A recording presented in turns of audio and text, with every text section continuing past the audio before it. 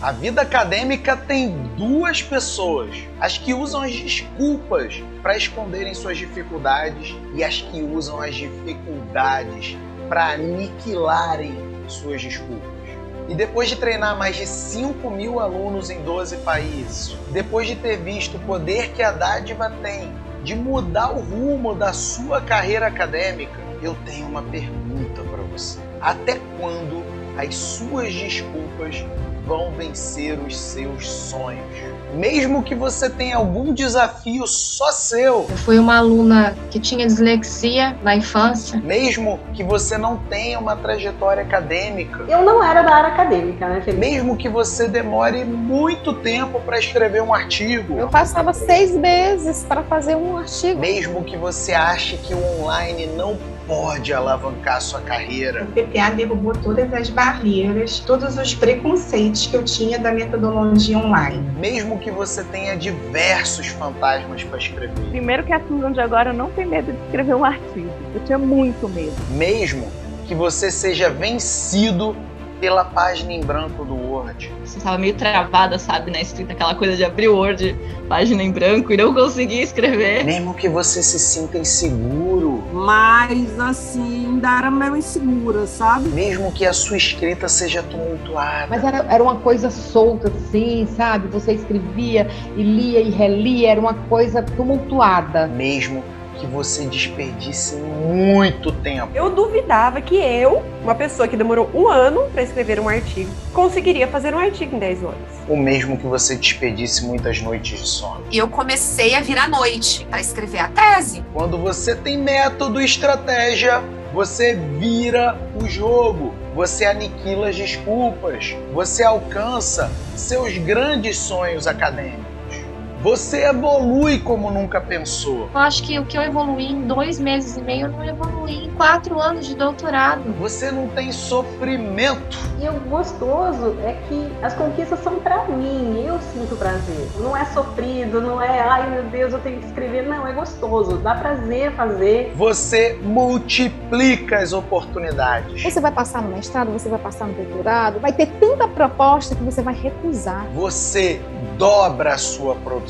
Porque o meu plano inicial era fazer 3 artigos da minha tese, né? E eu já dobrei esse número, né? Você publica o seu texto. E aí eu submeti o artigo. E o artigo foi aceito. Nem eu acreditei. Eu fiquei muito, muito feliz. Você ganha independência e autonomia. Isso foi uma coisa assim que me abriu a mente, que eu descobri que eu não preciso de um orientador ou de alguém para publicar, sabe? Eu consigo individualmente, né? Ou com outras parcerias, não só com alguém com doutorado. Você passa a ter organização. Eu fiz meu cronograma do anual. Anual! Tem um cronograma do ano. Você tem segurança. A gente faz de forma segura, de forma rápida, e você vê a construção de cada uma daquelas etapas que no final você tem certeza que vai sair um trabalho bom. Você tem um currículo sólido. Fiz os 2 artigos que eu submeti no InterDH. Eu submeti um no Caeduca. Eu mandei 2 trabalhos para o Sinano, que foi um de nanotecnologia. Então, assim, eu fiz vários outros trabalhos desde o final de março até agora. Eu fiz muita coisa. Você passa a ter diversas conquistas. Tem um artigo da coletânea que estou finalizando, vou mandar amanhã. Teve 2 outros artigos que eu submeti para o livro Chão de Quadra, da galera lá do Chão da Quadra, que fala sobre pedagogia do esporte. Fui revisora de 5 artigos e revisora de um congresso. Teve um artigo do Caeduca, teve mais uns 3 trabalhos para congresso. É bastante coisa. Todas essas pessoas alcançaram 1 em 10 e muito mais. E não importa a sua área do conhecimento, a sua titulação, a sua origem ou a experiência acadêmica. Não importa o tamanho das suas dificuldades. O que importa é a sua decisão. Uma decisão pode mudar o curso da sua vida acadêmica. E o seu maior inimigo pode estar em você.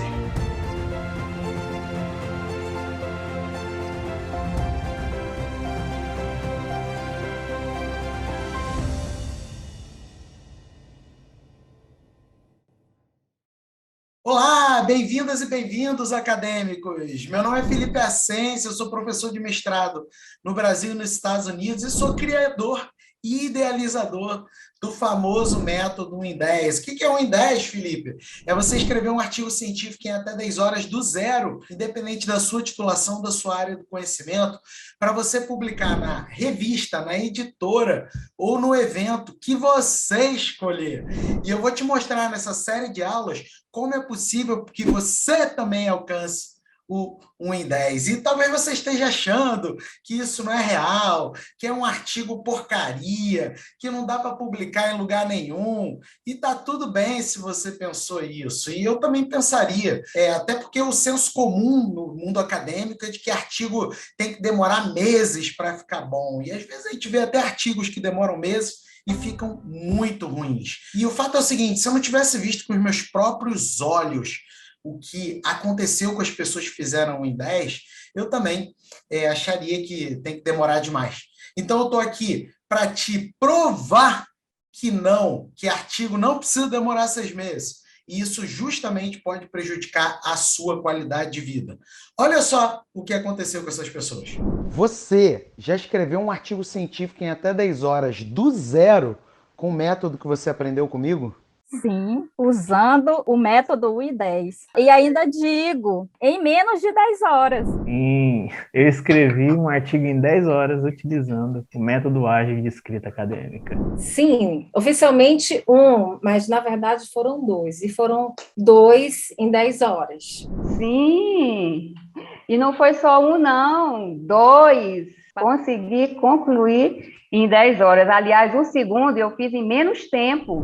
Yes. Pode pôr esse ponto aí na minha conta que tá feito. Parabéns. Eu fiz em 20 pomodoros, né? Foi um pouquinho menos do que 10, graças ao mega planejamento. O planejamento foi top demais. Sim, já escrevi um artigo em 10 horas. Sim, um pouquinho menos de 10 horas, né? Sim, sim, eu já fiz um artigo em menos de 10 horas, né? Foi 9 horas e 15 minutos.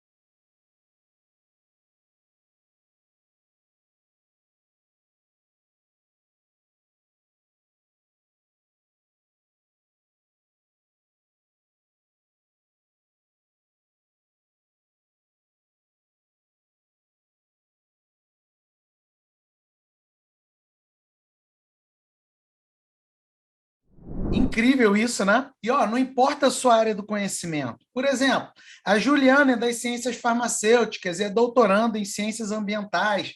A Mércia é do Serviço Social e do Direito, é doutora em Direito. O Marcelo é da administração e é doutorando nessa área. E a Roselita é mestre em educação e é das áreas de artes plásticas e de pedagogia. Não importa, inclusive, se você é graduando ou doutor, tá? Por exemplo, o Lucas é graduando em música, fez um em 10 individual, fez um em 10 em grupo. Ou a Débora, que é da história e da pedagogia e é doutora em história. Não importa se você tem ou não tem orientador. Foi o caso do Cícero, que fez um em 10 individual, fez um em 10 em grupo, e é das ciências biológicas e não tinha orientador. Ou a Jéssica, ela sim tinha orientador, e ela é da engenharia agronômica, doutoranda nessa área. Não importa se você tem ou não tem vinculação institucional. Por exemplo, a Fernanda André, que é da fisioterapia, não tinha vinculação institucional quando alcançou o seu 1 em 10, diferente da Alana, que sempre teve vinculação institucional lá em letras, português, inglês e literatura dentro do seu mestrado. Não importa, inclusive, se você tem ou não tem pesquisa. Por exemplo, a Cássia, que é da Engenharia Ambiental e Sanitária, doutoranda, ela tem pesquisa, tá? E o IN10 dela foi pegando uma parte da pesquisa. Enquanto que a Juliana Pomari, que é das Ciências Biológicas, ela simplesmente decidiu revolucionar. E pela primeira vez na vida dela, ela fez um artigo sem pesquisa, tá? Sem produção de dados, e foi incrível. E ela, que é doutora em ciências biológicas. Não importa se você não tem tempo, tá? Por exemplo, a Rosemary Ferreira, que estava na linha de frente do Covid como dentista, e ela atuando no SUS e com 3 empregos, e ela ainda teve condições de fazer o IN10 individualmente, fez o IN10 em grupo, ainda deu tempo de aprovar no doutorado com bolsa. Não importa se você nunca escreveu um artigo, não sabe por onde começar, como é o Jaime, que é graduando de psicologia e fez múltiplos IN10, inclusive teve uma vez que ele fez 2 artigos em 10 horas, com método que você vai aprender. E as pessoas que alcançaram o IN10, auditadas diretamente por mim, tá? Não foram pessoas que alcançaram o IN10 assim porque elas disseram, elas acharam. Elas foram auditadas por mim nos desafios do IN10, em que eu acompanhei cada passo, cada cumprimento do método, cada partezinha milimetricamente feita por aquela pessoa, eu acompanhei. Então, eu sou capaz de afirmar que essas pessoas passaram por uma auditoria muito rigorosa para poderem afirmar que fizeram um IN10. E aí, quando elas passam por essa auditoria, elas recebem um troféu do IN10, né? Elas recebem em casa. Então, só para exemplificar, a Eliane aqui é de teologia, a Maria Alice é de educação física, a gente tem a Maria Nacélia, que é de Libras, a gente tem o Janilton, que é de pedagogia, a gente tem a Lene, que é de comunicação social, a Aparecida, que é de letras, a Leila, que é do direito, a Juliane, que é de ciências farmacêuticas, e por aí vai. A gente também tem aqui, ó, muito legal, porque é um momento muito emocionante, a gente vê a Alessandra aqui de Engenharia Agronômica comemorando, a gente tem o Leão de Ciências Biológicas, o Gildevan também de Ciências Biológicas, e por aí vai a Márcia do Direito, e a Antocleia de Filosofia, e todas as áreas. E não é qualquer artigo, é um artigo com qualidade, para ser aprovado na revista, na editora ou no evento que essas pessoas escolheram, tá? E todo mundo concorda que um dos critérios de qualidade do artigo é justamente ele receber o seu aceite no lugar onde a pessoa escolheu, não é segunda, terceira ou quarta opção, não. Então, Felipe Valeriano, que é de Engenharia Agronômica, publicou lá em revista, inclusive em inglês, o IN10. A Keila Simone publicou no Congresso Internacional de Ciências Humanas, aquela que é da pedagogia, em Salamanca, na Espanha, um dos maiores congressos que tem na Europa. A Roselita publicou na revista da Universidade do Estado do Amazonas, de Minas Gerais.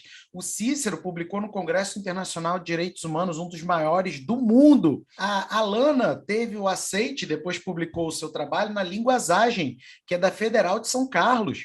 Inclusive, a Alana, que é de letras, junto com a Maria Adriana e com a Maria de Lourdes, elas também publicaram na revista Ibero-Americana de Humanidades, Ciências e Educação.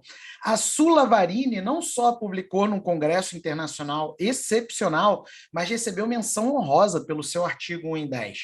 A Antocleia publicou no Congresso Internacional de Políticas Públicas.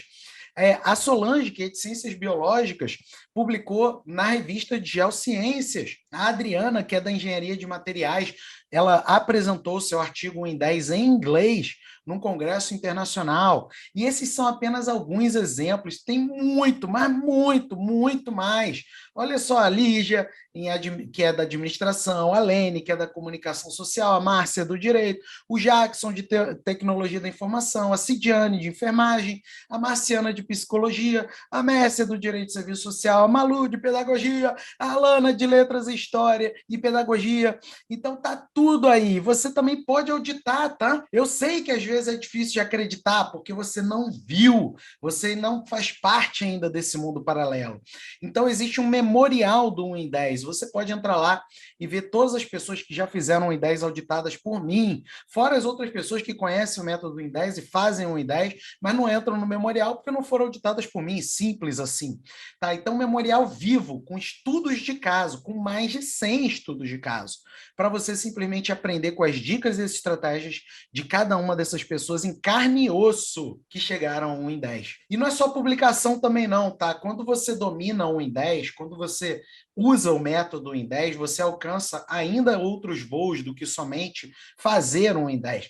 1 em 10 vale muito mais do que escrever um artigo em até 10 horas. Então, a Alessandra, por exemplo, que é da educação, aprovou um mini curso, né, uma palestra, num dos maiores eventos de educação que tem no Brasil, o Conedu. A Clarice e a Mariana, que fizeram 1 em 10 juntas, inclusive, elas publicaram seus livros. A Claudinha organizou um evento incrível sobre produção acadêmica.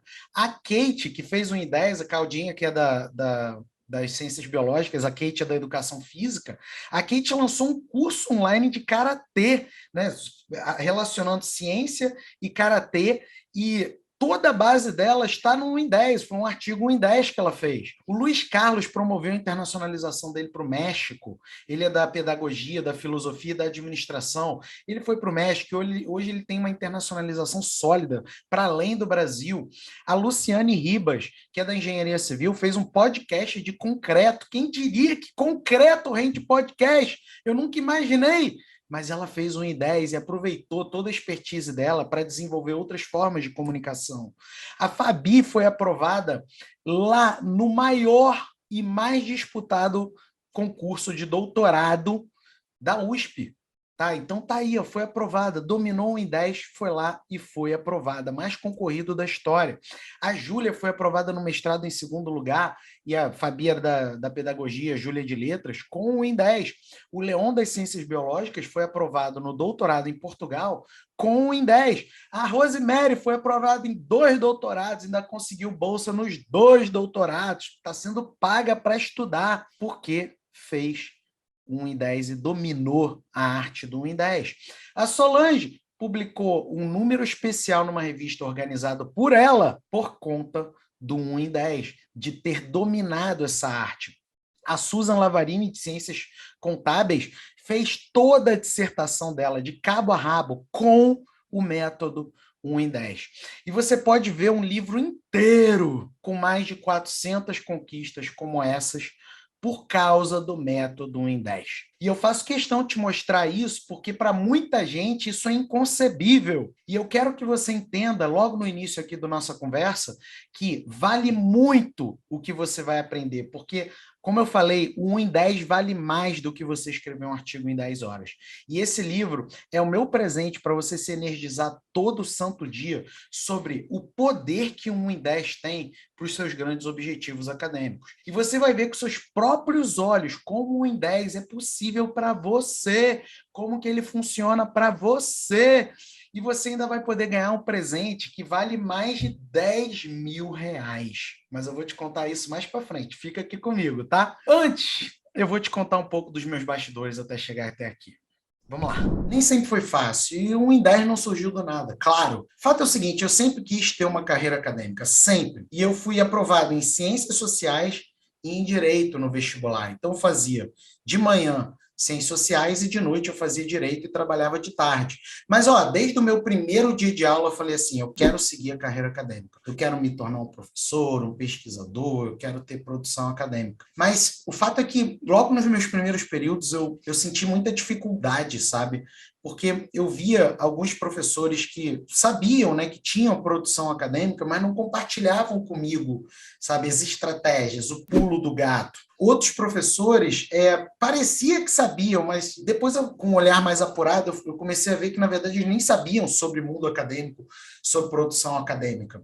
E tinham aqueles que, às vezes, me viam como um concorrente, sabe? Alguns professores que optavam por não compartilhar conhecimento comigo e com outras pessoas, porque, não, vai ser concorrente, vai me copiar, vai ser isso, vai ser aquilo. Eu não sei exatamente o que passa na cabeça das pessoas para ver um aluno como concorrente.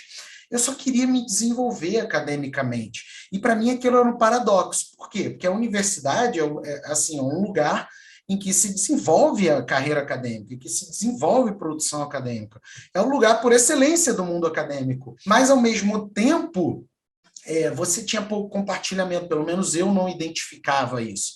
você ter ideia, eu consegui o financiamento de uma coletânea de livros logo no segundo período. Isso era muito difícil nessa época que eu fiz faculdade, né?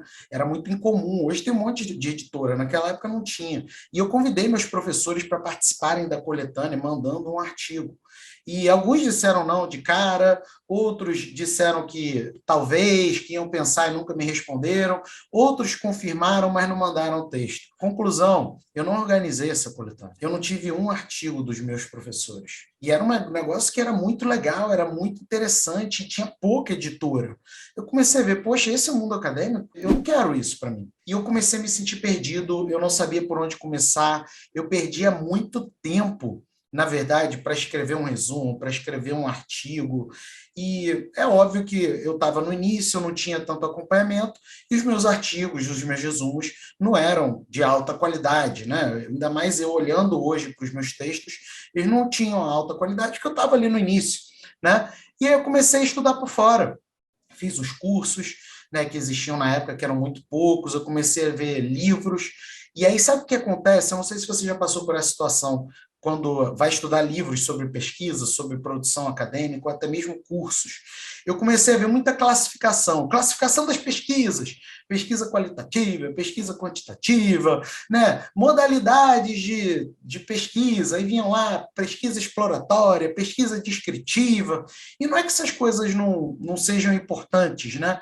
Mas aquelas coisas não me ajudavam a fazer pesquisa, né? Eu saber a classificação das pesquisas não me permitia fazer a pesquisa. Eu precisava de coisas mais direcionadas ao operacional, à prática, a pegar e aplicar. Isso eu não achei nem nos cursos, nem nos livros que eu lia na época. Mas aí eu fui seguindo, e aí acabou que eu fui aprovado no mestrado e no doutorado, assim, meio que intuitivamente, né? Eu fui fazer mestrado em Sociologia, no melhor programa de mestrado que existia na época no Brasil e talvez na América Latina, o UPERJ. Ele era CAPES 7, né? Para quem não sabe o que é CAPES 7, dentro do Brasil é a maior avaliação possível. E o doutorado eu também fui para o UPERJ, e o que aconteceu? Tudo meio que tateando, é óbvio, melhorando, aprendendo coisas novas, mas naquela coisa de teste e erro e acerto. Quando eu cheguei no mestrado, aconteceu uma coisa que eu fui apresentar um trabalho num evento em Caxambu.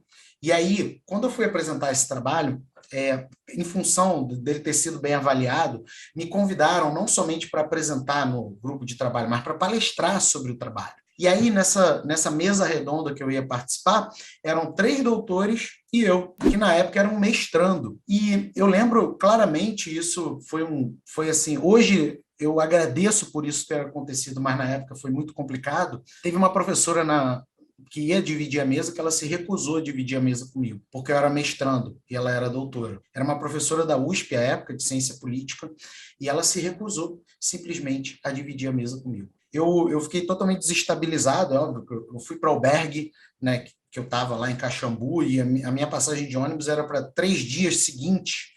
Então, eu fiquei 3 dias inteiros no albergue, na fossa. E aí foi pela primeira vez que eu senti, assim, claramente, conscientemente, o julgamento pela minha titulação. Algo que já tinha acontecido naquela coletânea de livros, mas aquele momento foi o momento em que caiu a ficha. No mundo acadêmico, muitas pessoas não compartilham conhecimento simplesmente porque acham que você é um papel, que você é um diploma. E se você não tem o mesmo diploma que elas, infelizmente, algumas pessoas vão te tratar como inferior, como alguém que não merece ser escutado, que não tem nada a contribuir. E aquilo foi muito complicado para mim, eu fiquei de fato na fossa, né? Mas, ao mesmo tempo, eu fiz uma promessa, porque eu não queria que aquilo me abalasse, né? Eu não queria que aquilo prejudicasse a minha carreira acadêmica. E eu usei aquilo como força. Então, a promessa foi de que eu, quando me tornasse um professor, eu jamais faria aquilo. Eu jamais. Que tudo que fosse sobre mundo acadêmico, sobre produção acadêmica, que eu soubesse, eu compartilharia. E que eu jamais julgaria alguém pela titulação. Porque não faz o menor sentido. Isso é puro preconceito. E desde então, eu tenho buscado fazer isso. Só que, deixa eu te contar uma última coisa, que é quando eu estava no momento ali do meu doutorado. No meu doutorado, 2 coisas aconteceram que, de fato, foram divisores de água na minha vida e me permitem estar aqui contigo falando e te explicando o método em 10. Primeiro que eu mudei de tema no terceiro ano de doutorado. Eu mudei de tema por um motivo simples. Eu consegui ser contratado como pesquisador visitante em Portugal, na Universidade de Coimbra. E aquilo lá abriu muito a minha mente. Eu passei a ter contato e acesso a dados e a discussões que eu não tive antes. Então, eu simplesmente conversei com a minha orientadora na época e ela topou, e a gente mudou de tema. Então, o doutorado, que em geral a gente tem 4 anos para fazer, eu tinha basicamente metade do tempo, porque o tema era novo, a tese era outra, e isso foi muito corajoso, porque o senso comum diz para não mudar o tema, né? Mas eu fui lá e mudei, e aí, ao invés de eu fazer uma pesquisa sobre experiência inovadora de judicialização de saúde no Brasil, eu fiz uma análise comparativa entre Brasil e Portugal no que concerne a reivindicação do direito à saúde. Então, mudei total. E teve uma outra coisa. Nessa época, eu já trabalhava na Fundação Getúlio Vargas, e na Fundação Getúlio Vargas existia uma bonificação por produção acadêmica, tá? E essa bonificação por produção acadêmica, se eu fosse mestre, eu ganharia 6 vezes o meu salário de mestre no final do ano. Se eu fosse doutor, eu ganharia 6 vezes o meu salário de doutor no final do ano. E como eu já estava desenvolvendo a minha produção acadêmica, o que aconteceu? Se eu antecipasse a minha tese de doutorado, o que aconteceria? Eu poderia receber a bonificação no final do ano como doutor e não como mestre. E naquela época era muito importante para mim isso, né, por questões financeiras, estava acabando de casar, né? Então, o que aconteceu? Não só mudei de tema, mas eu consegui antecipar em 4 meses a minha defesa e entreguei a tese com mais ou menos 480 páginas, que, de fato, foi muito emocionante, mas, ao mesmo tempo, me permitiu ser melhor remunerado. Porque, você imagina, eu ganhei 6 vezes o meu salário como doutor e não como mestre. Então, essa produtividade foi também um grande incentivo para que eu escrevesse com mais agilidade, sem perder a qualidade e a retenção do meu texto. Né? Então, está aqui, consegui, né, consegui ser aprovado. Esse daqui é o momento da declaração, né, do resultado da banca. Eu fiquei muito feliz. O quadradinho aqui, o quadradinho estava na tese, mas como eu aumentei a foto, o quadradinho saiu aqui da tese. Mas você veja aqui o tamanho aqui, ó, o tamanho da tese foi bem legal, bem emocionante, mas mais importante do que isso, eu aprendi um jeito de escrever rápido. Esses incentivos da mudança de tema e da produtividade me fizeram com que eu escrevesse uma tese em muito menos tempo, e eu nem achava que isso era possível. Eu descobri, então, um jeito de escrever que me trouxe agilidade, eu escrevi mais rápido, qualidade, o meu texto tinha alta qualidade e retenção. O meu texto segurava os leitores, porque, afinal, não adianta de nada você escrever rápido se você não tem qualidade nem retém ninguém. Ou não adianta nada você escrever rápido e ter qualidade, mas você não retém ninguém. Então, eu comecei a ver que os pilares de uma escrita acadêmica eficiente significam agilidade, qualidade e retenção. E eu comecei a ver que isso era aplicável não somente à minha tese, mas a qualquer texto acadêmico. Então, que coisa curiosa, né? Esse método que eu, assim, tateando, comecei a encontrar, eu inventei ele para a minha tese, né? Mas, na verdade, ele começou a funcionar em todos os outros textos acadêmicos que eu escrevi, a ponto de, no momento, eu consegui fazer um em 10. O que é um em 10? Escrever um artigo em até 10 horas. Mas não é qualquer artigo, é um artigo que tem esses 3 pilares: agilidade, qualidade e retenção. Todas essas provas que você viu são pessoas que não somente escreveram rápido, mas escreveram textos de alta qualidade e retenção, que inclusive permitiu que essas pessoas publicassem esse texto. Então veio um em 10, na verdade, de outra modalidade, né, de texto, que era uma tese. Por isso que quando perguntam, um em 10 funciona para dissertação? Funciona. Funciona para tese? Funciona. Funciona para resumo, para projeto de pesquisa? Funciona. Para todo e qualquer texto acadêmico. Isso aí explodiu a minha vida. Um monte de conquista que eu obtive por causa do método 1 em 10. Né? Porque ficar na frente do computador 6 meses não era mais um problema. Eu, em menos tempo, consegui entregar um texto muito melhor. Como, por exemplo, um currículo Lattes. Se você é do Brasil, você sabe o que é currículo Lattes, se você é de outro lugar, você não sabe, mas digamos assim, o Facebook dos pesquisadores. E o currículo Lattes, o meu currículo Lattes tem mais de 150 páginas, você pode auditar isso diretamente com comprovações, tudo documentado. Né? Eu fui aprovado no concurso público de professor de um programa CAPES-7 na Universidade do Estado do Rio de Janeiro. Né? E eu entrei como professor e sou professor de lá desde 2014. Também fui contratado como professor aqui em saúde coletiva. E fui contratado também como professor do mestrado da Universidade Católica de Petrópolis em Direito, tá? Desde 2015. E do mestrado em Gestão do Trabalho da Universidade de Santa Úrsula desde 2015 também. Então, veja, eu estou em áreas totalmente diferentes. O que me permite publicar em áreas totalmente diferentes? O método IN10. A ponto de eu, inclusive, ser contratado pela Ambra University nos Estados Unidos, não somente para ser professor desde 2015 no mestrado, mas também ocupei posição de gestor de ensino e pesquisa jurídica. Fora a internacionalização como consultor do World Justice Project em Washington, como pesquisador visitante na Universidade Los Libertadores na Colômbia, que é talvez a maior universidade que tem ciência política e relações internacionais da América Latina, Centro de Estudos Sociais da Universidade de Coimbra como pesquisador visitante, inclusive participando de comissão tutorial de supervisão de teses de doutorado na Universidade Nova de Lisboa. Eu explodi em função disso. E virei até, entre aspas, tá?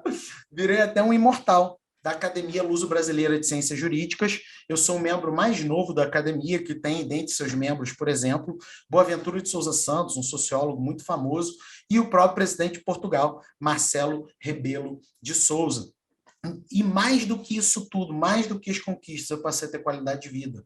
Eu passei a não ficar na frente do Word, eu passei a conviver muito mais com a minha família, com a minha esposa, eu passei a ver o meu filho crescer, eu passei a educar meu filho muito melhor. Por quê? Porque eu não queria ser desses acadêmicos que olham mais para o Word do que para o próprio filho.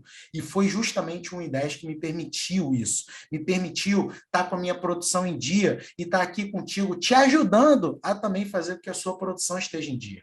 Moral da história: se eu posso, você também pode. E eu vou, até o final do nosso último encontro, batalhar para que você consiga, para que você tenha essa qualidade de vida, essas conquistas que eu tive e que diversas outras pessoas tiveram. E por que eu estou dividindo isso contigo? Eu estou como seu mentor aqui, para te ajudar a ir muito mais além do que eu fui. Eu quero que você vá muito mais além do que eu cheguei. E eu não quero que você passe pelo mesmo que eu passei. A verdade é que julgadores são o câncer do mundo acadêmico.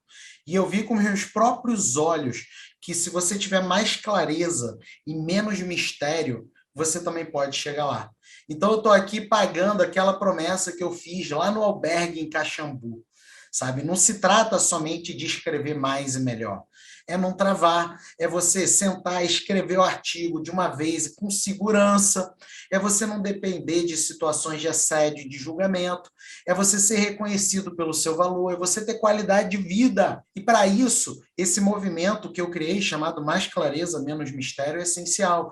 Por quê? Porque ele é focado em mais dádiva, mais compartilhamento, menos julgamento, menos reiterismo. E você faz parte dele agora. E isso é incrível. Ao invés de você escolher aquela ideia de ficar praticando mal para o outro, inclusive alguns, às vezes fazem isso em chats de YouTube, chats de Facebook, que é uma coisa que a internet agora possibilitou, o reiterismo virtual, você está aqui comprometido.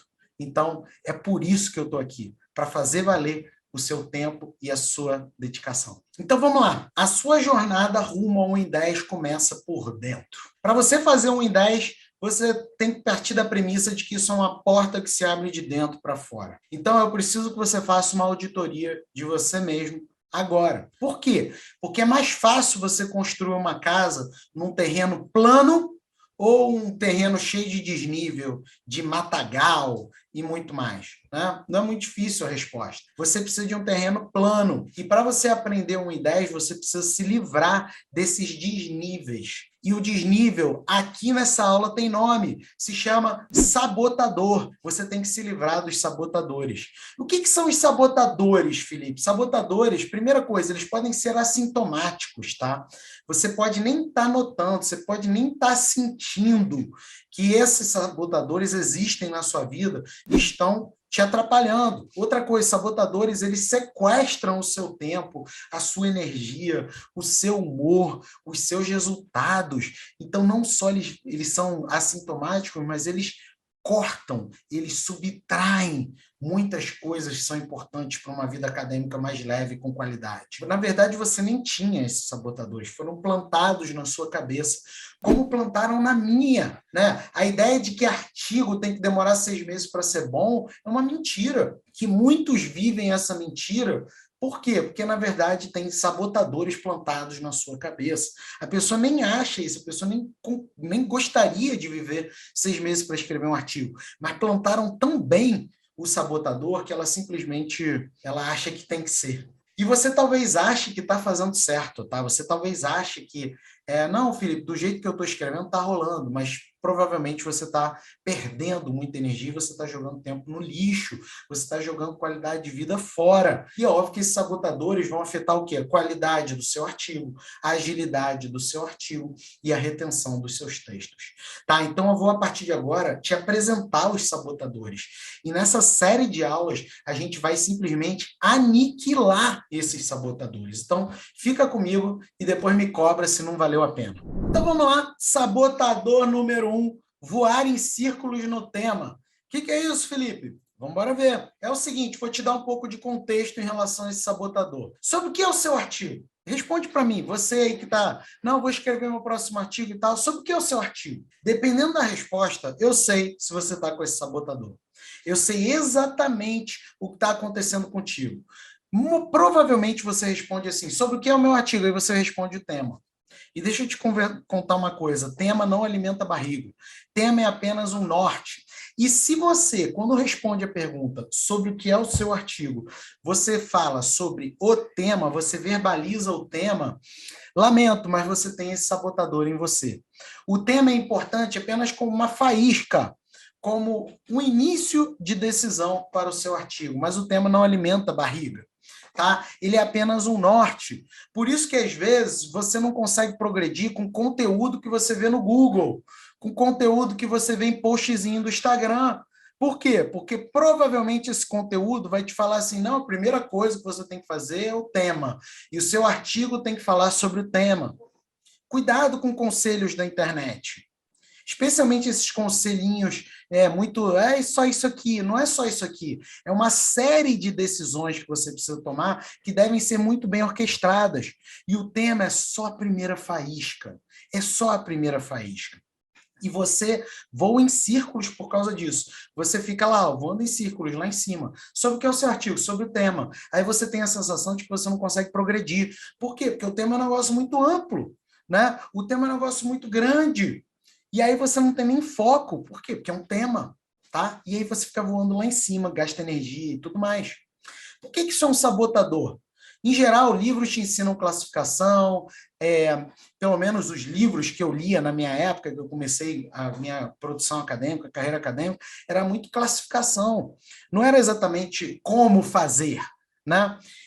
Eu também tive muitas aulas, que as aulas eram formatação. Tá? Por exemplo, a minha professora de pesquisa jurídica, ela ficou ensinando normas da ABNT, para quem não é do Brasil, a ABNT é um estilo de formatação, né?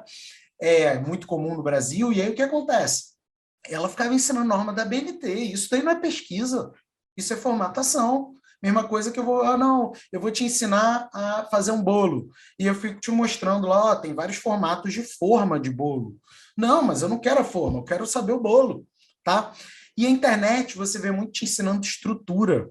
A internet não te ensina como que você converte temas em algo que vai se tornar um artigo com agilidade, qualidade e retenção. Então, qual o prejuízo disso? Qual o prejuízo de você ficar voando em círculos? Primeiro, a escrita não flui. A escrita não flui, porque você fica lá em cima, lá no céu do seu tema.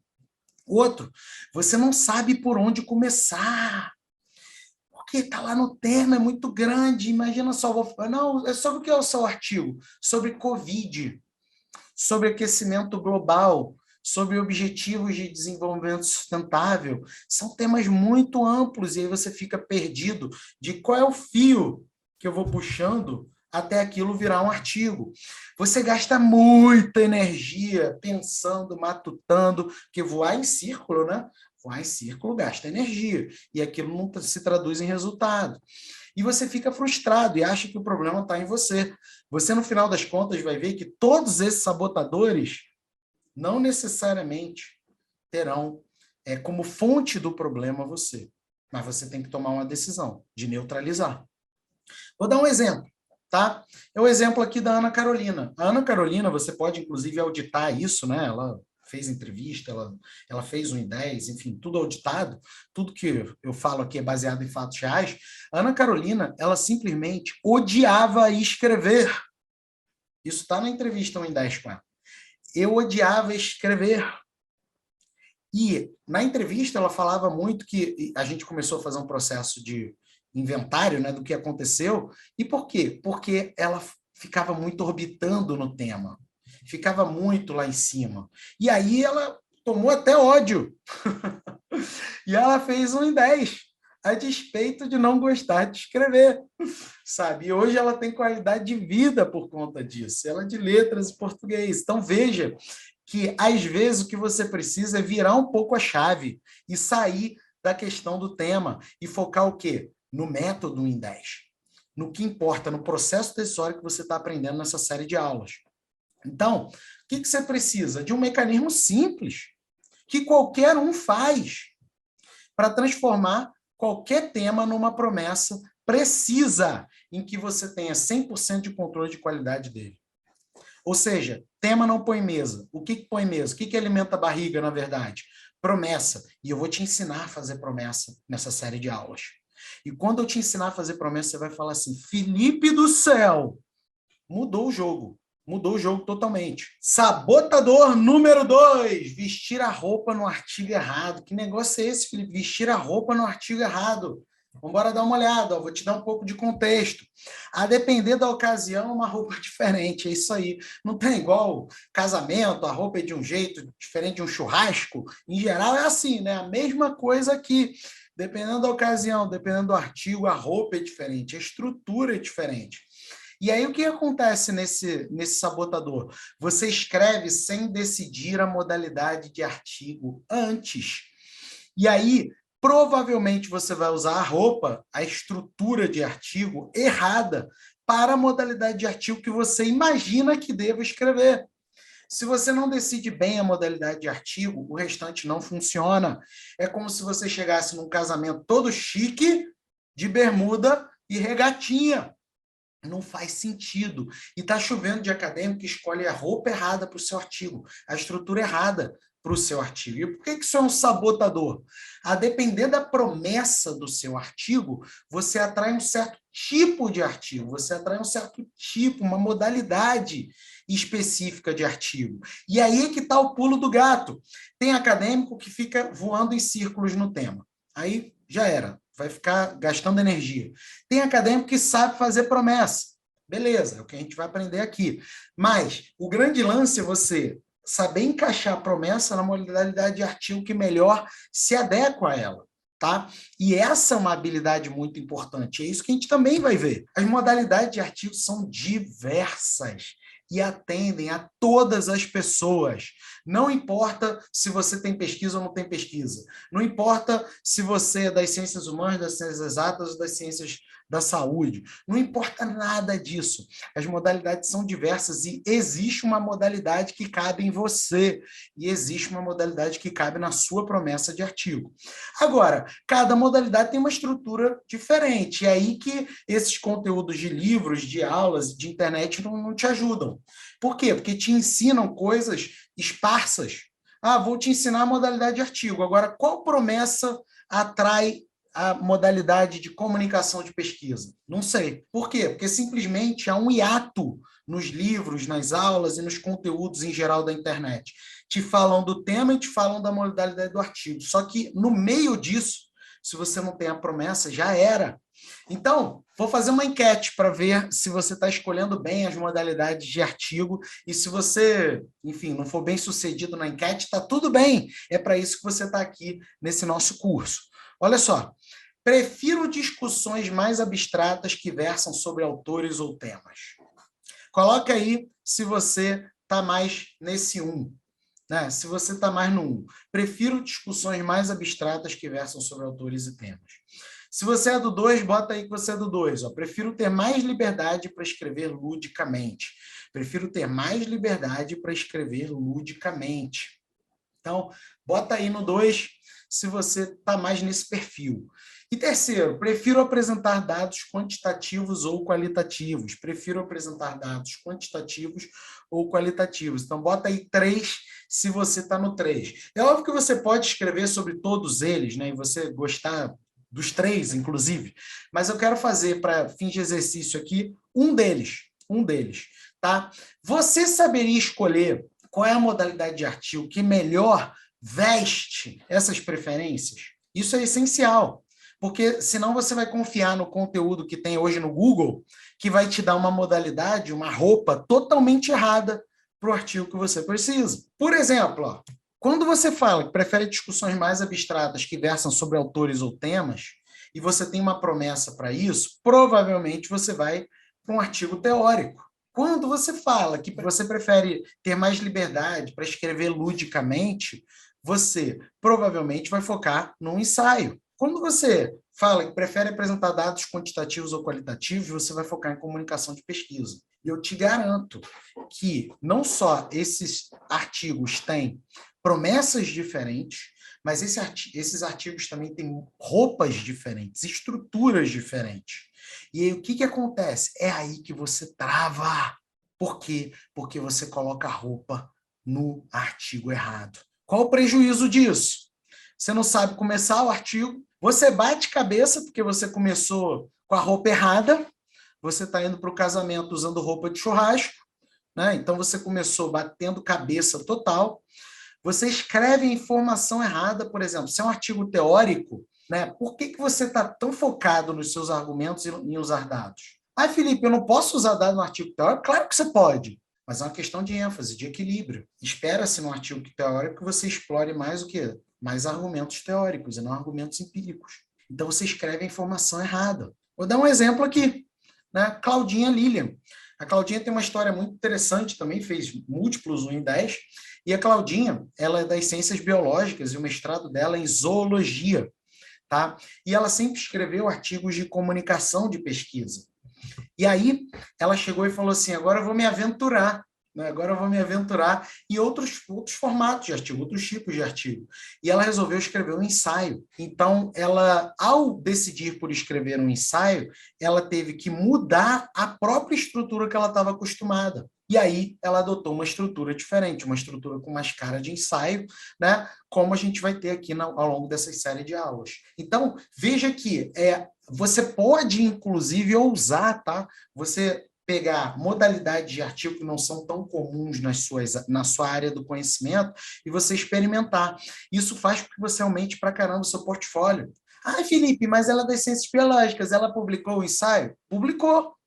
Então, veja que a modalidade de artigo, quando ela casa muito bem com a promessa, quando você coloca a roupa certa, você faz um artigo com agilidade, qualidade e retenção, como foi o caso da Claudinha. E do que você precisa? Você precisa saber a roupa certa para o seu artigo. Você precisa disso. E, ó, quando eu falo artigo, é porque o nosso curso é mais focado em artigo. Mas está chovendo de acadêmico que também pisa na bola, colocando a roupa errada nos seus TCCs, nas suas dissertações e nas suas teses de doutorado. Aí, um belo dia, chega o prazo e fala assim, você tem que me entregar semana que vem. E eles estão simplesmente bloqueados. Por quê? Porque estão usando a roupa errada. E usar a roupa errada é muito ruim. Você paralisa.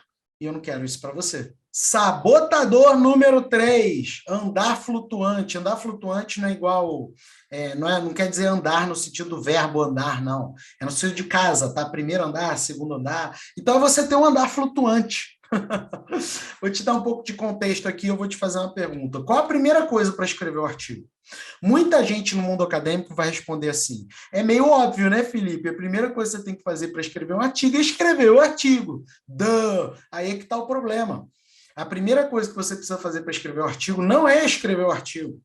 Não é escrever. Isso que eu vou te falar é algo contraintuitivo, mas é um divisor de águas para quem quer ter qualidade de vida e a produção acadêmica está em dia. É como se a gente fosse construir uma casa, né?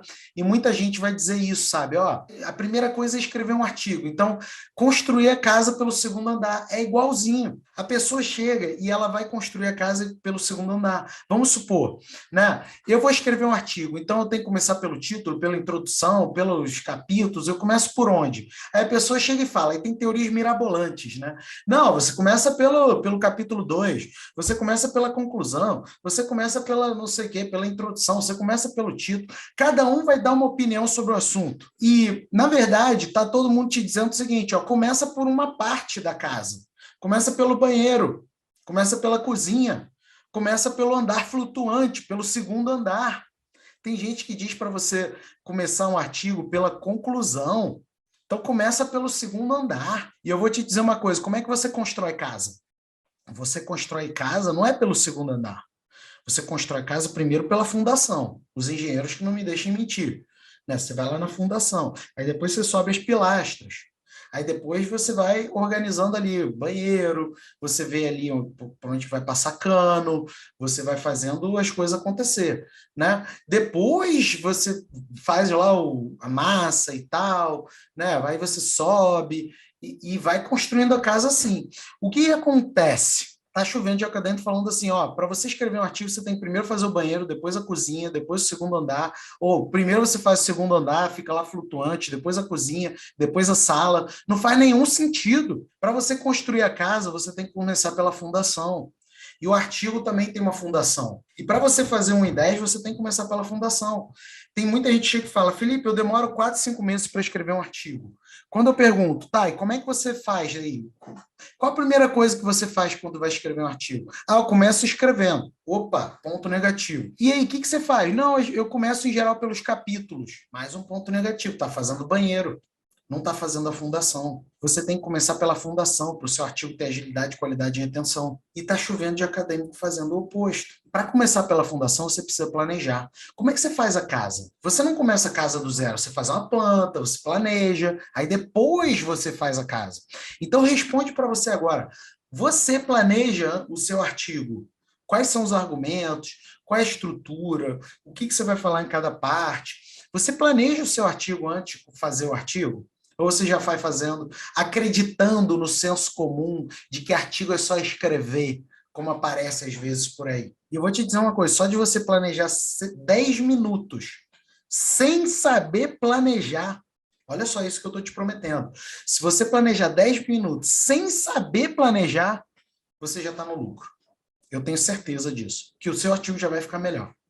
Eu vou te ensinar sobre planejamento nas aulas, tá? Mas só de você começar agora planejando, sem eu te falar como planejar a estrutura exata, que eu precisaria de mais tempo, você já vai ficar muito melhor. E aí, você não pode ser daqueles que vai ficar em casa flutuante, né? Ou em andar flutuante, que no final do dia é o seu tempo, é a sua qualidade de vida que fica prejudicada. E alguns acadêmicos ainda vivem em negação, perdendo noites, perdendo madrugadas, porque simplesmente estão fazendo andar flutuante. Por que isso é um sabotador? A ordem dos fatores altera o produto. Um artigo 1 em 10, ele tem uma sequência específica que não pode ser mudada. Assim como uma casa, não adianta você mudar a sequência da casa e você não começar pela fundação. Então, a ordem dos fatores altera o produto para você alcançar 1 em 10 e ainda ter qualidade e retenção. E se você põe a ordem errada, isso consome energia, vicia a sua leitura, estrutura do texto. Tem um monte de acadêmico que fica lendo o texto 1 milhão de vezes, viciando o olhar, não consegue nem mais ver os problemas do texto, né? Não consegue nem ver nem conjugação de verbo errada. Por quê? Porque já leu tantas vezes. Então, quando você começa pelo segundo andar, no final das contas você tem um texto viciado e de baixíssima qualidade. E qual é o prejuízo disso? Você tem cansaço, afinal, construir o segundo andar sem ter o primeiro, sem ter a fundação, é brabo, né? O texto não termina nunca, porque você fica sempre lapidando o texto e, na verdade, você só está procrastinando. Você tem um aglomerado de partes, você tem um banheiro, você tem uma sala, você tem o segundo andar, você tem uma cozinha, mas que não se comunicam porque foram construídos como partes isoladas e não como um todo coerente. Pouca qualidade, pouquíssima qualidade. E eu quero te dar um exemplo, né? O da Laelma. Laelma também, né, você pode auditar isso, ela escrevia os seus artigos como um andar flutuante. Tá? Ela é da pedagogia, fez um IDES múltiplas vezes, individualmente e em grupo, e a Laelma simplesmente chegou e falou assim, quer saber, agora eu vou planejar, agora eu vou fazer diferente. E aí sabe o que aconteceu? A Laelma fez isso, ela seguiu a exata sequência do IDES. E aí, conclusão, não só destravou e fez múltiplos 1 em 10, mas foi aprovada no mestrado, que ela tanto queria, tanto queria. Por quê? Porque ela aplicou o 1 em 10 nas respostas e no projeto de pesquisa dela. Então, do que você precisa para se livrar desse sabotador? Um passo a passo de como estruturar o seu texto antes de executar, para não ter quebra-mola. Um passo a passo de como estruturar o seu texto antes de executar, para não ter quebra-mola. Quanto melhor você decidir antes, e quanto melhor você fizer a fundação, maiores são as chances de você fazer um 1 em 10 com um artigo não só escrito com agilidade, mas com qualidade de retenção. Sabotador número 4. Jogar futebol sem contar os gols. Como assim, Felipe? Jogar futebol sem contar os gols? Sabe aquelas partidas de futebol, né? Eu jogava isso muito quando eu era pequeno. E jogava por jogar com os meus amigos. A gente não ficava contando quantos gols. O objetivo era fazer gol. Isso, para o mundo acadêmico e para a escrita acadêmica, não funciona. Vou te dar um contexto. Ó. O time precisa saber seus números, né, e ganha quem marca mais gols. Tá, os times de futebol hoje, eles têm todas as estatísticas, né? Quantos gols eles têm feito por partida, quantos gols eles fizeram no ano passado, quantas foi mais de falta, foi mais de pênalti, por onde que foi, quem marcou mais gol. O time tem estatística.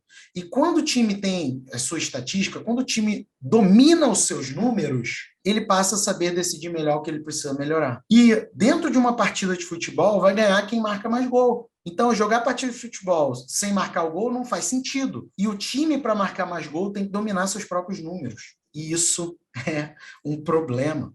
Por quê? Porque nós, acadêmicos, temos um problema crônico, uma pandemia, que é escrever sem parâmetro de produtividade. Muitos acadêmicos não dominam seus números. Muitos acadêmicos não dominam seus números. E quando vão escrever, não estão contando os gols. Não fazem a menor ideia de quanto tempo demora. Responde para você, responde aqui, se você quiser também. Quanto tempo você demora para escrever um artigo? Quanto tempo você demora para escrever um artigo? Mas, assim, tem que cravar, tem que falar, ó, eu com certeza demoro, em média, isso, sabe? A maioria não sabe. E tá tudo bem se você não sabe. Ou tá tudo bem se tá impreciso para você. Ou tá tudo bem se você tá chutando um número só para ficar legal. Tá tudo bem. A boa notícia é que você está aqui nesse curso e a gente vai resolver esse negócio. Escrever sem parâmetro de produtividade é um problema sério. Quando você escreve sem saber quanto tempo demora ou sem saber medir a sua produtividade, você está numa enrascada gigante. E aí, né, você vai encontrar aqueles acadêmicos que vão falar assim, eu sou contra o produtivismo, né? Mas eu também sou contra o produtivismo. Produtivismo é quantidade sem qualidade. Só que é o seguinte, se você não domina os seus números, você não tem como ter qualidade, sem gastar um absurdo de energia e de tempo para quem sabe ter qualidade. É jogar futebol sem marcar quantos gols cada time fez. Para isso você tem que entender que empenho versus desempenho. Isso é a base de tudo que envolve performance. Empenho é o que eu faço e o desempenho é o resultado que eu tenho. Então, eu preciso entender o seguinte, vamos supor, durante 1 hora dedicada à escrita, ou seja, esse é o meu empenho. Quanto que eu tenho de desempenho? Né? Quanto que eu progrido em 1 hora dedicada à escrita? Você tem que ter esse número. É um dos números básicos de quem faz 1 em 10. Dominar esse número. O empenho versus desempenho. E aí você chegou num número. Vamos supor, eu, em geral, progrido isso aqui. Tá, esse daqui é meu número. Tá tudo bem. Qual é a sua missão? É que você melhore esse número, para que o seu empenho na próxima vez gere um desempenho melhor. Por quê? Porque você vai estar comprometido com o processo evolutivo, coisa que muita gente vive em negação, vive no escuro e não sabe nada dos seus próprios números. Por que isso é um sabotador? Você não sabe se está melhorando o seu desempenho, você provavelmente vai procrastinar, muito provavelmente você vai procrastinar e vai dizer que está lapidando o texto. Tem essa coisa, né? Não, eu vou reler 20 vezes aqui a minha introdução. Na verdade, você está procrastinando.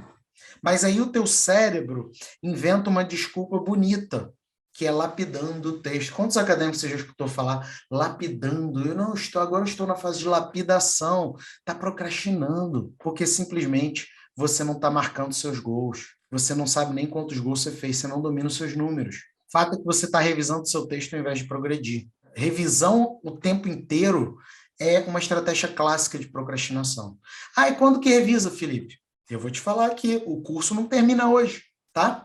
Mas você precisa entender os seus sabotadores para você aniquilar esses sabotadores, senão não adianta. Vamos fazer um teste aqui. E pode responder o teste aí. Bota a resposta que você tem. Como você mede seu tempo? Horas, dias e meses. E como que você mede sua escrita? Em páginas ou palavras? Isso importa, tá? Você tem que medir seus números, você tem que dominar seus números. Mas tem números que são mais imprecisos do que outros. Então você precisa de números precisos. Uma coisa sou eu medir quanto que um jogador corre em quilômetros, outra coisa sou eu medir em metros. Metros vai me dar mais precisão, talvez. Então, você tem que responder isso muito claramente. E para você fazer 1 em 10, existe uma resposta única. Existe um gabarito. Tá? E aí? Como você mede seu tempo de escrita? Bota aí. Como você mede a sua escrita? Páginas e palavras, horas, dias e meses. E não se preocupa com a sua resposta. Porque você vai aprender como é possível chegar no 1 em 10. E você vai aprender a dominar seus números. Tá? Não se preocupa com isso. Mas é importante você entender que você precisa dominar esse negócio. Na próxima aula eu vou te falar o gabarito. Tá? É como se você fosse do Rio de Janeiro para São Paulo e você não sabe a maneira mais eficiente. Tem gente que vai do Rio de Janeiro para São Paulo pegando o avião, linha reta. Tem gente que vai do Rio de Janeiro para São Paulo de bicicleta, passando pela Bahia, descendo para Minas e descendo para São Paulo. Tem formas diferentes de você ir do Rio de Janeiro para São Paulo. Tem gente que vai do Rio de Janeiro para São Paulo e faz 1 em 10. Tem gente que vai do Rio de Janeiro para São Paulo e demora 6 meses para escrever um artigo. Metaforicamente é isso. E quem não domina os números não faz 1 em 10. Simples assim. Qual o prejuízo de não dominar seus números? Você está no escuro. Você não sabe se está melhorando. Você, pensa só, se você tem um prejuízo de 1 hora por semana. 1 hora da sua semana você joga no lixo porque você não domina seus números. Vamos supor. Isso no ano dá 52 horas. Isso dá 5 artigos, 1 em 10. E eu só estou pegando desperdício de tempo. Ainda sobra 2 horas para você lanchar. O prejuízo que você tem ao não dominar os seus números é exponencial. É absurdo. Você fica no escuro. Totalmente no escuro. E você não sabe se está melhorando. E olha só esse prejuízo. Vou dar um exemplo. O exemplo do Carlos Eduardo. O Carlos Eduardo, quando ele foi fazer 1 em 10, olha só o cenário. Ele tem 4 filhos. E tudo pequenininho, né? Tudo aquela idade que é com emoção. Não que os mais velhos não sejam, né? Mas a emoção dos pequenininhos é diferente. Né? Então, com muita emoção, 4 filhos. E ele é doutorando em Química e ele falou assim, vou fazer 1 em 10. Então ele começou dominando os números dele. E aí ele começou a contar os gols. E aí ele foi lá e combinou em casa que ele ia fazer 1 em 10, porque isso, nesse caso aí dele precisava, né, que fosse uma decisão familiar. E ele foi lá e alcançou o seu 1 em 10. 1 em 10 em Química. Né? Então, veja que quando você domina os seus números, você consegue fazer 1 em 10 até com 4 filhos. E com todas as emoções que vêm aos 4 filhos. Tá? Então, você precisa exatamente disso. Saber como medir a sua produtividade de acordo com o que importa no seu esporte. Né? Que, no caso aqui, o esporte da produção acadêmica.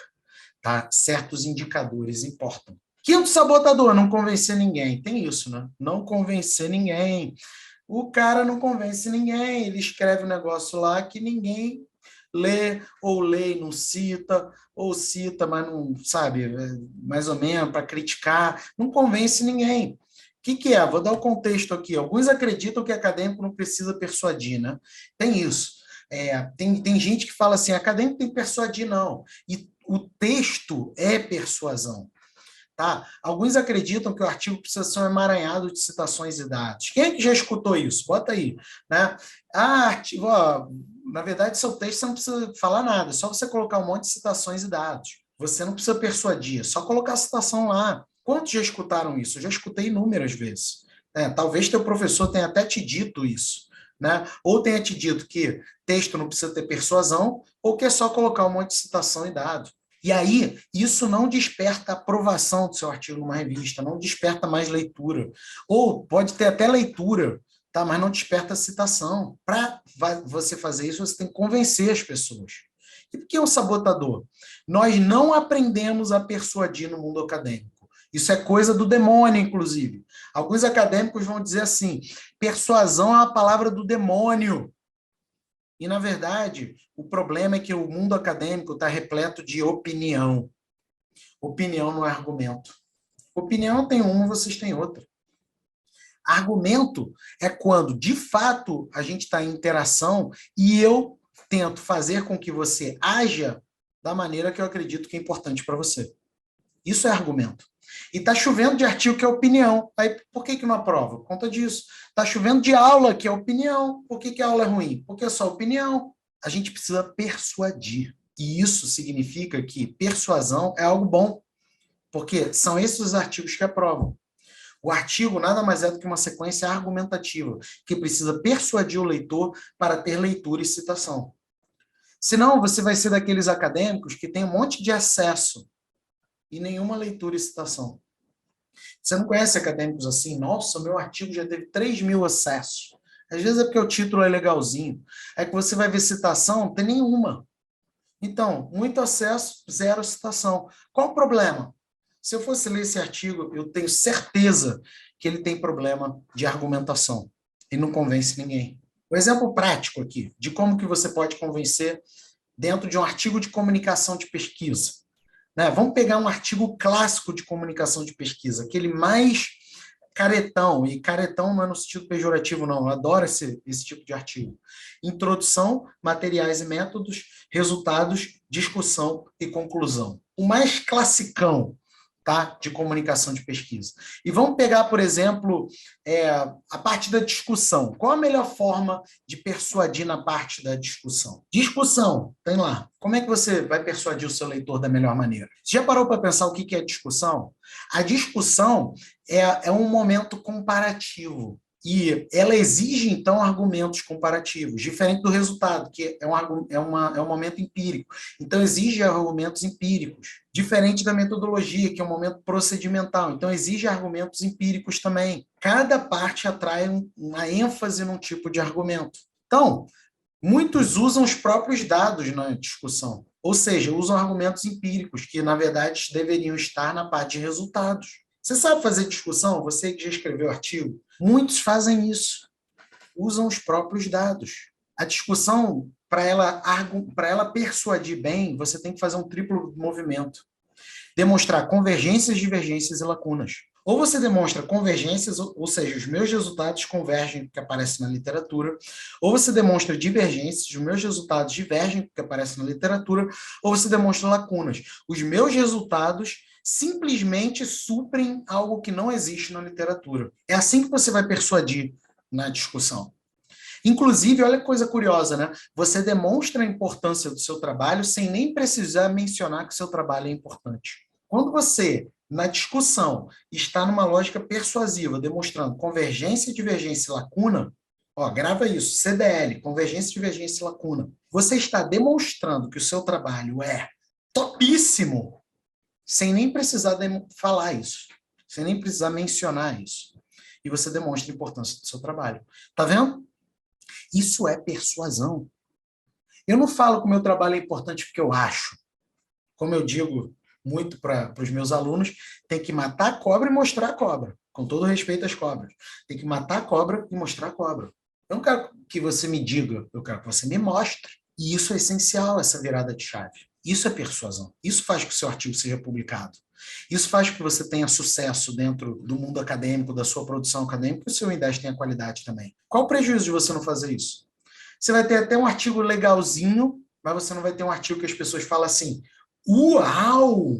É legalzinho, mas uau! Eu quero uau. Eu desejo uau para você. Você não sabe se está sendo convincente. Por quê? Porque você está fazendo um artigo insosso, sem sal. E sabe se você está sendo convincente hoje? Eu vou te ensinar como que você sabe se está sendo convincente hoje.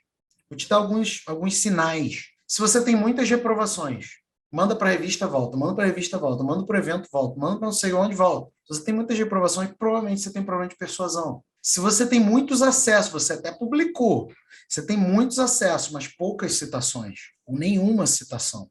Você está persuadindo menos. Se você tem menos convites, as pessoas não estão te convidando para dar uma palestra sobre aquele artigo, se você não está recebendo oportunidades exclusivas, se as pessoas não estão, sabe, fazendo o próximo passo contigo. E a consequência disso tudo é que você cresce menos a sua autoridade acadêmica. Eu não te desejo isso, para falar a verdade. Porque esse sabotador, no final das contas, você nem precisa dele. Você tem como facilmente resolver. O exemplo disso foi da Maria Verônica. Maria Verônica, que é pedagoga, terminou inclusive o mestrado dela agora, feito sobre os cânones do Win10, escreveu a sua dissertação com o método Win10, fez múltiplos Win10 individualmente e em grupo, e ela tinha essa dificuldade também de persuasão. Ela tinha dificuldade de transformar o que ela escrevia, não somente um texto melhor, com retenção de leitores, mas principalmente que isso convertesse em autoridade acadêmica, né? E aí ela começou a mudar esse jogo, e aí não somente ela fez vários Win10, mas ela publicou todos os seus artigos Win10, inclusive foi aprovada com louvor na sua dissertação de mestrado, e agora está se candidatando ao doutorado aí. Será que ela vai ser aprovada? Né? Quando você domina a arte da persuasão, você vira a chave dentro da qualidade dos seus textos e principalmente na retenção de leitores. Então, o que você precisa? Conceber qualquer texto acadêmico que você vai escrever como uma sequência persuasiva e usar as ferramentas de persuasão adequadamente.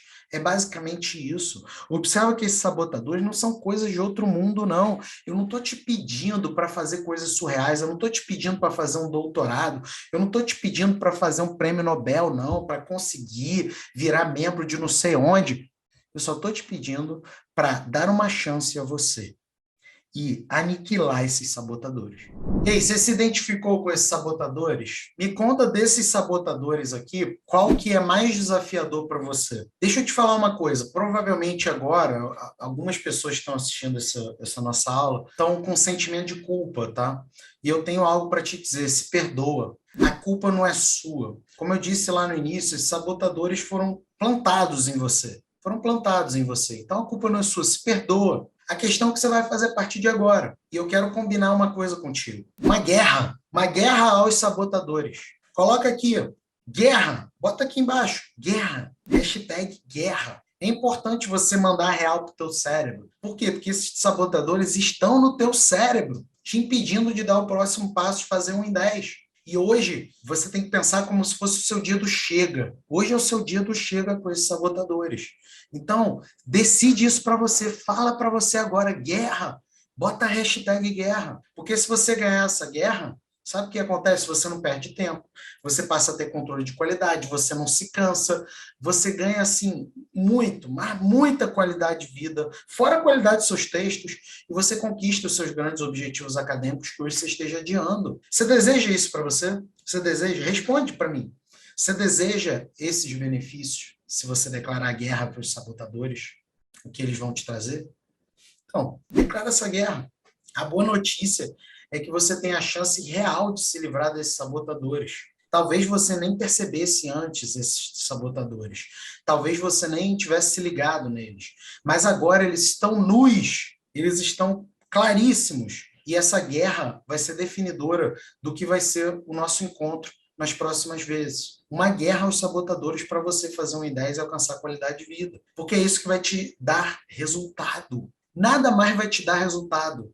Não resultados sólidos, perenes, de longo prazo, sustentáveis enquanto você tivesse sabotadores na sua cabeça. E deixa eu te falar um negócio, o mundo acadêmico está ficando cada vez mais competitivo, né? Cada vez mais gente. Então, bebe água limpa quem chega primeiro. Anota isso. Bebe água limpa quem chega primeiro. E talvez esses sabotadores estejam te impedindo de beber água limpa. Talvez eles estejam fazendo com que você esteja perdendo oportunidades acadêmicas, esteja com dificuldade de entrar no mestrado, no doutorado, no pós-doutorado, esteja com dificuldade de ser contratado como professor numa universidade privada, numa escola pública, passar no concurso público de professor. Talvez esteja afetando para você não ganhar uma bolsa de produtividade, ou para você fazer a sua internacionalização, ou para você aprovar o seu projeto de pesquisa dentro de um mestrado ou de um doutorado, ou você se credenciar como professor. Talvez sejam esses sabotadores. E hoje você tem muito mais concorrência, então quanto antes você beber água limpa, melhor. As melhores oportunidades são para quem tem produção acadêmica, ponto. Não tem como você hoje ter a segurança de que vai beber água limpa sem produção acadêmica, sem essa qualidade de vida. E pessoas com menos tempo, com menos experiência que você, com menos titulação que você, já conseguiram passar na frente dos seus olhos. E não importa nem a tua idade, não importa a tua formação, não importa a tua origem, não importa nada. Foi o que aconteceu com essas pessoas aqui, olha só.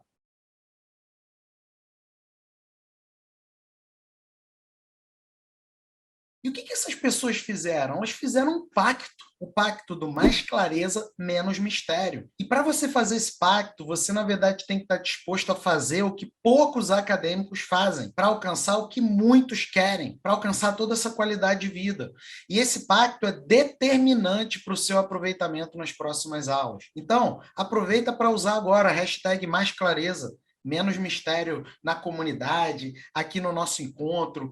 Faz esse pacto contigo, porque isso vai mostrar todo o seu comprometimento em alcançar esses resultados incríveis que quem usa 1 em 10 consegue alcançar. Bom, vamos revisar tudo que a gente aprendeu hoje. Você viu que 1 em 10 é muito simples e vai funcionar para você e pode ser um divisor de águas. Mas antes, você precisa se livrar desses sabotadores. E todas as aulas, não só a de hoje, mas as próximas principalmente, vão te mostrar claramente como que você também pode alcançar o seu 1 em 10.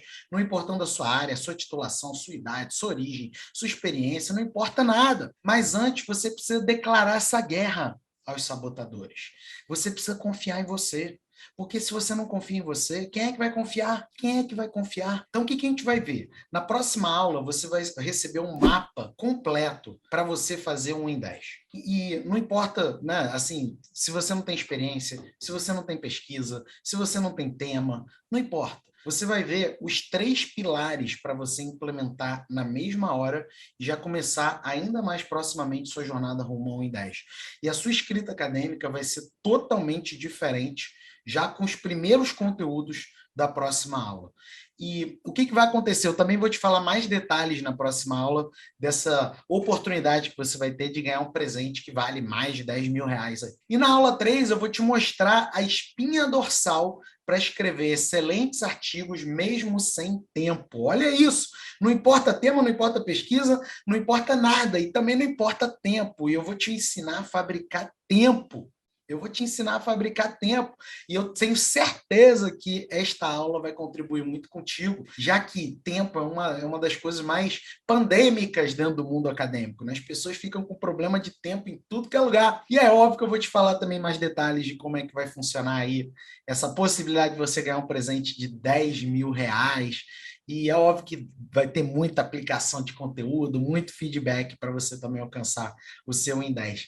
E lá no domingo, o que vai acontecer no domingo? No domingo eu vou fazer uma aula bônus. Essa aula é só para quem é comprometido, tá? Porque se você tirar um print agora e tirar o print da aula 2 de quantas pessoas assistiram, menos pessoas assistem. Na aula 3, menos. E na aula 4, que é a nossa aula bônus, menos. Por quê? Porque nem todo mundo está disposto a trazer o comprometimento necessário. Por isso que a aula bônus que eu faço no domingo é uma aula só para comprometidos. Se chama Aulão dos Super Comprometidos. E nela eu vou te entregar uma rota eficiente para você alcançar 1 em 10. Uma rota que vai acelerar o seu caminho rumo a 1 em 10.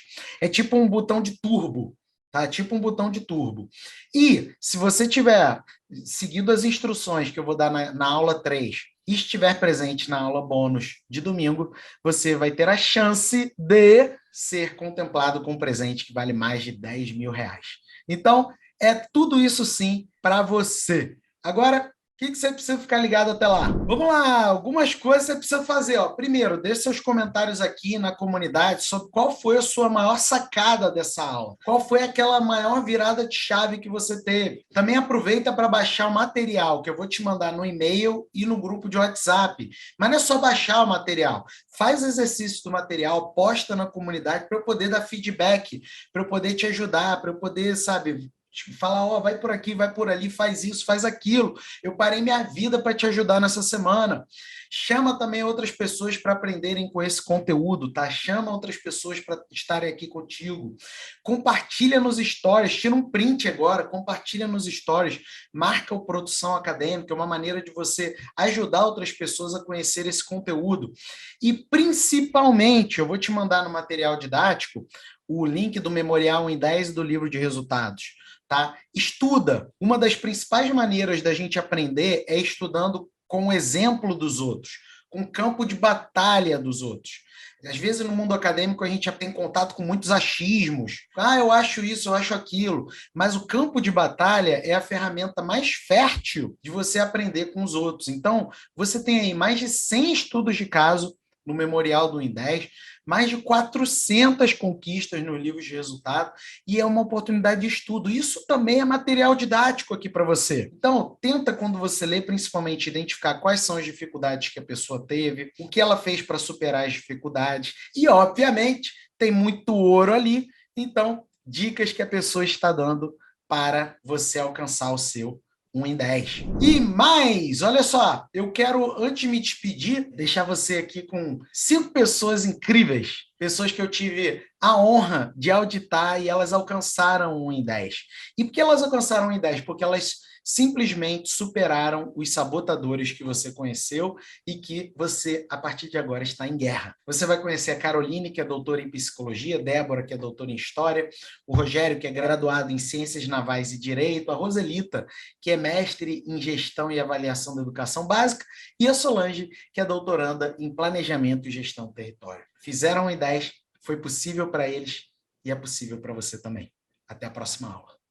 Esse método de produção acadêmica, para a escrita do 1 em 10 do artigo, que é o que a gente está falando agora, o GPS, né, que o GPS é justamente um roteiro, é um método, é por o caminho que você vai, o trilho que vai seguir para você conseguir o resultado. É muito claro, é muito preciso e é eficiente. Então, tem uma eficiência que você vai vendo, e é assim, interessante que na medida que a gente vai seguindo o GPS, vai construindo o artigo, seguindo, que você fala, não muda, vai por aí, e a gente vai seguindo aquilo, e você vai vendo crescer, tomar forma, e a coisa dando certo, é um encantamento. Aquilo também gera em você um encantamento, uma alegria de poder ver alguma coisa sendo feita que estava tão travado. Eu acho que o principal é tu conseguir visualizar de forma organizada as etapas. Então, não só da escrita do artigo, mas a etapa de como se produz, como se divulga.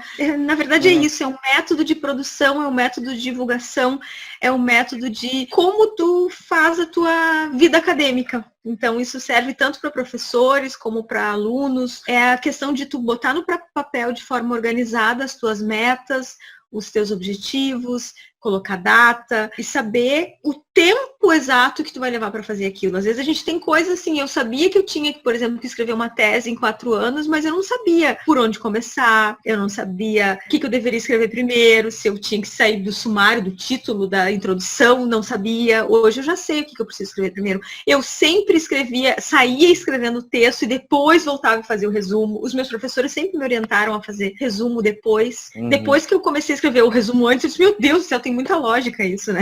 Muita lógica. O histórico de artigos que eu fazia antes de ter entrado no PPA era aquela coisa confusa, sabe? De você ir, voltar, você fica meio perdido em relação às suas referências, você não guardou elas direito. Aí quando você volta para fazer uma marcação, você já não sabe mais onde é que está, aí você começa a procurar tudo de novo. Quer dizer, tudo aquilo que você fala em relação ao mundo acadêmico, né? Tudo aquilo cai como, assim, meu Deus do céu, se descortina uma realidade, né, que você acha realmente é assim que funciona. E ninguém te dá uma sacudida e fala, olha, não faz assim não, faz diferente, faz com uma metodologia, faz de uma maneira mais organizada, faz com gestão do seu tempo. Você vai ver que o que você achava que era um fato, eu vou levar 2, 3 meses para fazer um artigo, você faz 2, 3 se você quiser. É coisa assim que eu nunca pensei que eu ia conseguir fazer em tão pouco tempo. E o melhor de tudo, você acabar de escrever, você reler e falar assim, nossa, você considerar que o texto ficou bom, porque antes tudo que eu escrevi eu não gostava. Eu falava assim, não tá bom esse texto. E aí se você vê que tem uma coerência, que você não ficou, você tem informações ali que tem consistência. E aí eu consegui fazer o I10 num tempo bem menor do que... Bem menor, não, eram 24 pomodoros, eu fiz em 20, né? E mais uma conquista que eu tive nesse meio, né? Que eu achava que eu ia dar conta de fazer o I10, né? Nesse prazo.